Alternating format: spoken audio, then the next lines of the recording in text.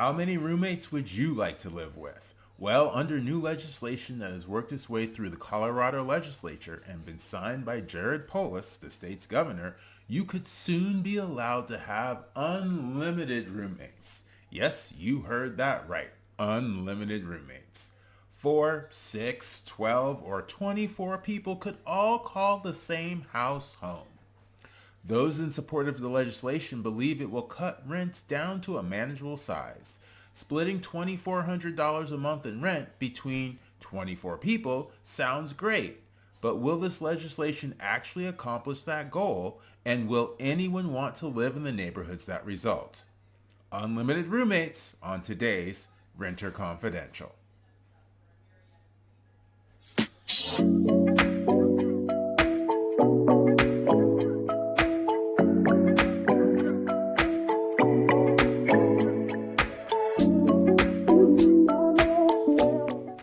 House Bill 24-1007 navigated its way through two key votes in both Colorado's House and Senate. With the governor's signature, this is now the law of the land in Colorado. This legislation would abolish all local occupancy limits within the state. Currently, there are limits on how many unrelated people can live in the same property. According to an article by Colorado Public Radio News, these limits are determined by local city and county governments. For example, Fort Collins allows 3 unrelated people to live together, while Boulder allows up to 5. In Boulder, which is a college town, by the way, a similar law to the one signed by the governor was considered locally in 2021 and failed. The article also presented an example of one home with 20 resident names on the mailbox, which resulted in a failing neighborhood as many neighbors chose to move out.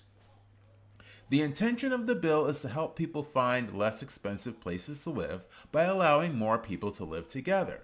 But, similar to rent control and other measures put in place to quote-unquote help renters, the proponents of this legislation are not considering the detrimental ripple effects that it will cause.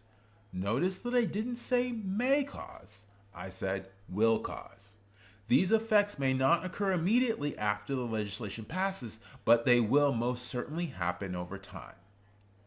On Renter Confidential, we've discussed the concept that investing in real estate, whether it's rental property or for you and your family, is a choice. Would you choose to invest in a house in a neighborhood that allows unlimited roommates?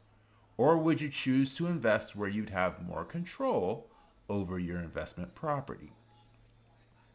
The benefits of having unlimited roommates, at least on the surface, are that the rent per individual living there would be lower and you'd have a larger group of people available to network with both socially and professionally. However, these benefits are far outweighed by the negatives. First, the more people living in the house, the less privacy each individual is likely to have. Home is supposed to be a sanctuary, a place to get away from the rest of the world. But getting away from the world will be quite difficult when it's hanging out in your living room. Most homes are 3-bedroom, 2-bath. As the number of roommates moves beyond 3, privacy goes out the window. And it moves beyond 6, everyone gets to know each other really, really well. In addition, each of those roommates will have their own belongings. Protecting your belongings from others who are allowed in the house as roommates will become more and more difficult as the number of roommates increases. Being secure in your personal property is central to the ability to save money. It's hard to save if you have to keep replacing personal belongings that may go missing. Next, the number of bathrooms in the house will not be increasing. As I mentioned, most homes have 2 bathrooms. As the number of roommates increases, the scheduling to use the bathroom for showering and other activities becomes increasingly tight. Bathroom time will need to be carefully rationed, and I doubt the kitchen sink will be available because people will be taking shifts cooking as well. As the resources of the house will already be strained, roommates will have to be forbidden from bringing any guests home. Any guests will just make a resource-constrained situation even worse. And those are just the negatives for those living in the house. And now we'll take a break for our sponsor, Apartment Search Secrets. This free book removes the stress from your apartment search. The link is in the show notes, and here's the trailer for this amazing free book. That new job you've been looking for finally came through. So you're taking on a new adventure in a brand new city, which all means one thing: packing. And the stress it brings. But you can drop all that stress for free with Apartment Search Secrets.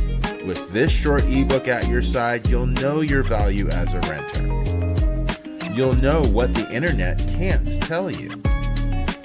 You'll see landlord problems coming a mile away. And you'll get the best perspective on your rental search. Visit rentalsecrets.net for your free copy today. And we're back. From the landlord standpoint, the risk of damage to the property goes up as the number of people living there increases. There will be increased wear and tear on nearly all the home systems, but especially on flooring and appliances. Security deposits will need to go up. These increased repair costs will also drive rent prices even higher. In addition, everyone living in the house will need to have a key to the property. Maintaining any semblance of a secure home will be impossible if a dozen people are running around with the key. And yes, the landlord could use a keypad lock and give everyone a code, which would be better, but that's still a large number of different codes for the landlord to keep up with. Inevitably, there will be friction between the roommates. The more people who live there, the higher the likelihood of arguments and disagreements. These can range from issues around cleaning and cooking to who gets to decide the kitchen and bathroom schedules. Do landlords want to be in the middle of such disputes? Will these disputes stay in the house or will they spill out onto the street? And speaking of the street, now we come to parking. With a garage and a driveway, there are essentially 4 parking spaces on the property. But the more roommates that live in the house, the more cars will need to be parked on the street. A street that in many cases is already overloaded with cars. Investors have a choice of which investments they choose. Why would an investor choose to take on all of these problems with a simple single-family rental investment in Colorado? There are 49 other states where they can invest their real estate dollars without facing these problems. The result will very likely be a reduction in rental housing availability in Colorado. Less supply will serve to drive the rent prices even higher than they currently are. And the negatives don't stop there. The police, fire, parks, and other local services are all funded through property taxes. Individual homeowners are a significant portion of that tax base. I find it hard to believe that they will want to live next to the overcrowded rental properties being recommended by the Colorado State Legislature. I find it even harder to believe that people will want to purchase homes next to those overcrowded rental properties.